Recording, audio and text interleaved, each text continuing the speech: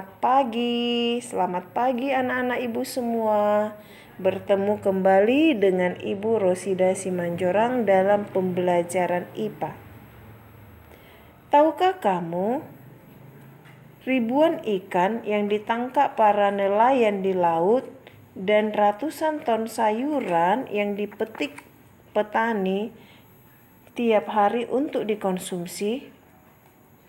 Apakah kamu pernah berpikir, apabila sumber daya alam hayati terus-menerus digunakan, akan dapat mengalami kepunahan?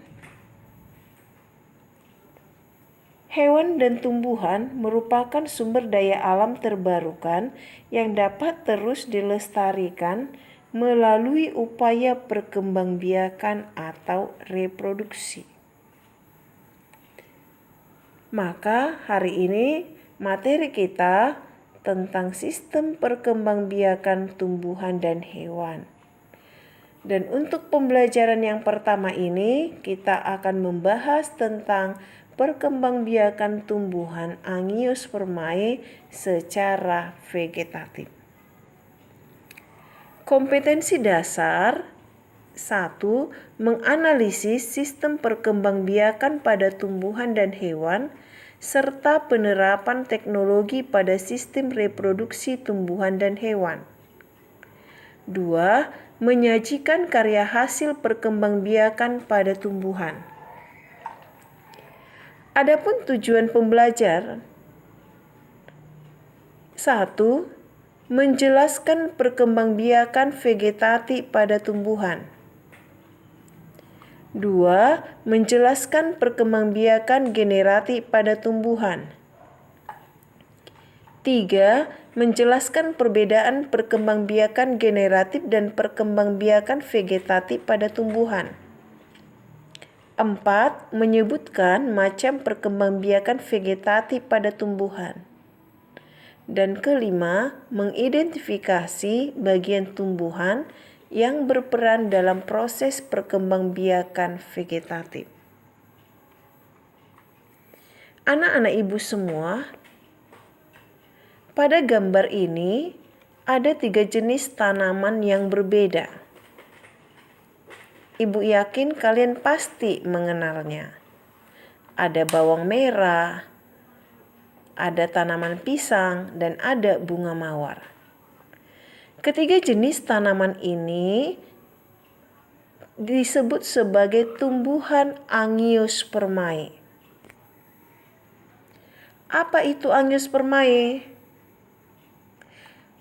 Tumbuhan Angiospermae atau disebut juga tumbuhan biji tertutup adalah tumbuhan yang memiliki ciri bakal biji berada dalam bakal buah atau ovarium. Bakal buah adalah bagian putik yang membesar yang tersusun oleh daun buah. Daun buah disebut juga istilahnya karpel. Bakal buah selanjutnya akan berkembang menjadi buah dan bakal biji berkembang menjadi biji. Perkembangbiakan Angiospermae terjadi dengan 2 cara. 1. Vegetatif. Vegetatif disebut juga aseksual atau tak kawin. Vegetatif merupakan cara perkembangbiakan tumbuhan dengan menggunakan bagian tumbuhan yang menghasilkan individu baru tanpa melibatkan proses fertilisasi. Tumbuhan yang berkembang biak dengan cara vegetatif memiliki sel-sel yang mampu berkembang menjadi sel penyusun jaringan dan organ tumbuhan. Inilah yang disebut dengan sel meristem.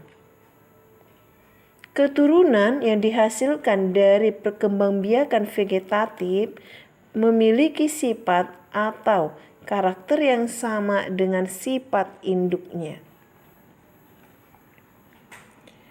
2. Generatif. Generatif disebut juga seksual atau kawin. Generatif merupakan cara perkembangbiakan tumbuhan secara kawin melalui peleburan sel kelamin jantan dan betina. Pada perkembangbiakan generatif, sel sperma dan sel telur mengalami fertilisasi, sehingga terbentuk embrio yang tersimpan dalam biji. Biji dapat tumbuh dan berkembang menjadi tumbuhan baru. Sifat dari keturunan atau tumbuhan baru diperoleh dari gabungan sifat kedua induk. Inilah yang menyebabkan sifat keturunan dari perkembangbiakan generatif bervariasi. Anak-anak ibu akan menjelaskan tentang cara perkembangbiakan vegetatif.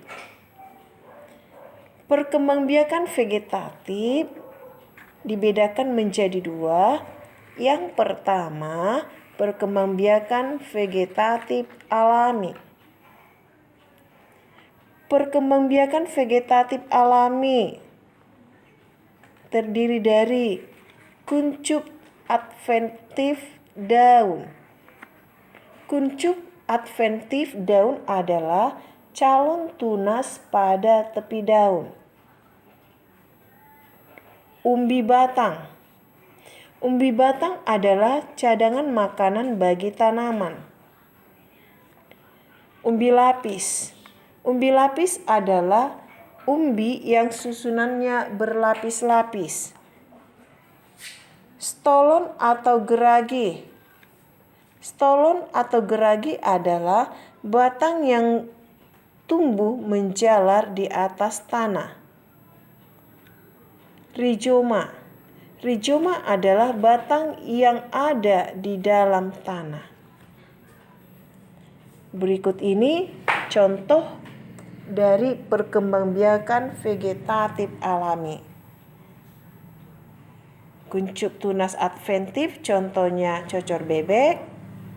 Umbi batang contohnya kentang. Umbi lapis contohnya bawang merah. Stolon atau geragis contoh stroberi, dan rizoma contoh kunyit. Lalu yang kedua, vegetatif buatan. Vegetatif buatan dapat terjadi melalui 3 cara. 1. Cangkok. Bagaimana cara mencangkok? Yang pertama, kelupas kulit batang tanaman berkayu, kemudian balut dengan tanah dan dibungkus dengan sabut kelapa atau plastik sehingga tumbuh akar. Yang kedua, jika akar telah tumbuh, maka batang dapat dipotong lalu ditanam di tanah. Yang kedua, merunduk. Cara untuk merunduk. Yang pertama, membenamkan tangkai tanaman ke tanah hingga bagian yang tertanam dalam tanah tumbuh akar. Kedua, jika tanaman telah tumbuh, tanaman dapat dipisahkan dari induk. Yang ketiga, stek. Cara melakukan stek yaitu potong bagian tanaman dan kemudian ditanam untuk menghasilkan individu baru.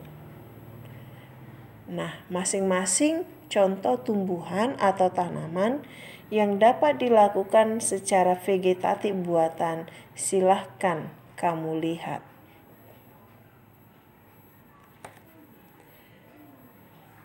Selain daripada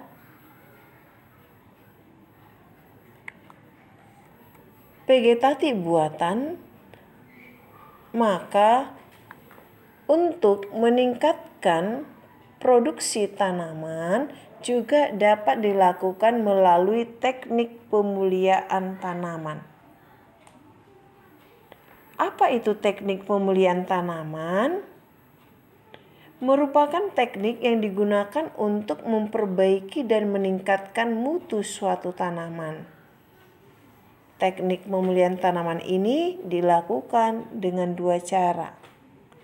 Yang pertama, menyambung atau mengenten, yaitu memotong batang tanaman lalu disambung dengan batang tanaman lain yang sejenis tapi berbeda sifat.